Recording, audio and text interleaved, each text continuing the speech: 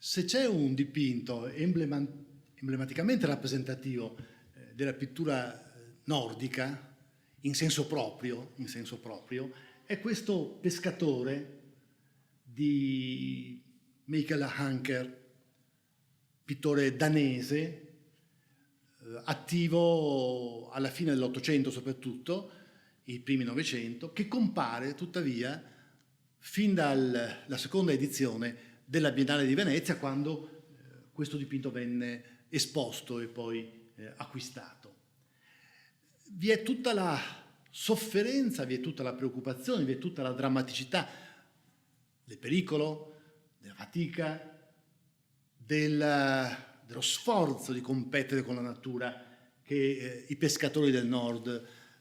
mettono in essere nel guadagnarsi e nel conquistarsi l'esistenza quotidiana. Ma la efficacia epica e in certo senso romantica anche di queste figure ebbero una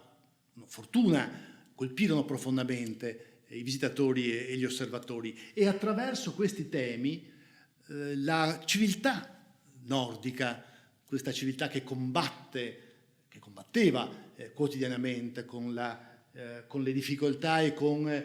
una condizione di vita estreme, vengono esaltate nei dipinti e nell'immaginario poi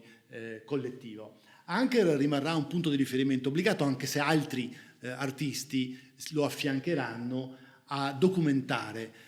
anche con maggior finezza forse pittorica, ma questo rimane un caposaldo di una avventura culturale che